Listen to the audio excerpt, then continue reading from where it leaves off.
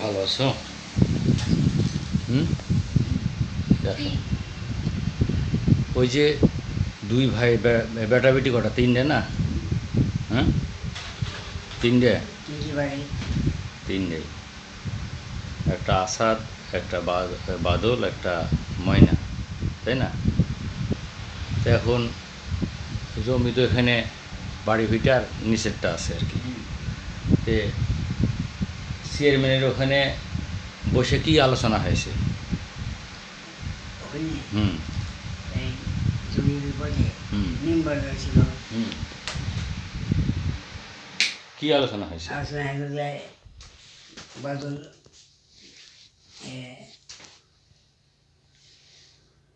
আমার মাটি উঠেছিল, মালিক তো মারা হলো, মালিক এই চলে যায় রাখলে তো কোষ পাই রিমেম্বার। এই এবার কী বলছিস যে আশা বাদল দিব, আশা দিব উপরে আর বাদল দেব নিচে।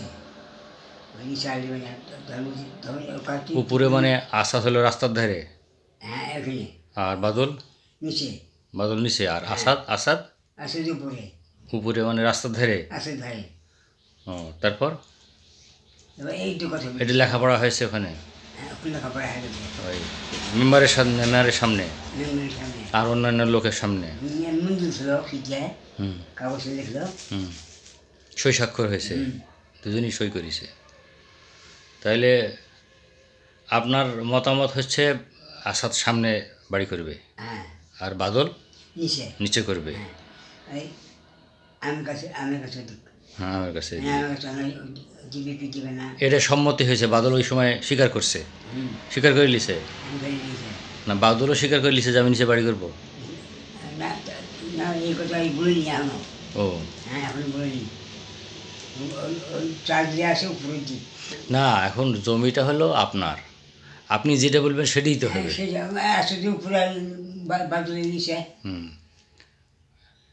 যেটা বলছেন সেটাই ফয়সালা, ওটাই সমাধান না? যে না, যেটা বলছেন ওটাই সমাধান। আচ্ছা ঠিক আছে, আমি বুঝতে পারছি। আমাদের সন্দেহ ছিল তাই আর কি, কারণ সবাই মিলে আবার একদিন বসা হয়েছিল এখানে।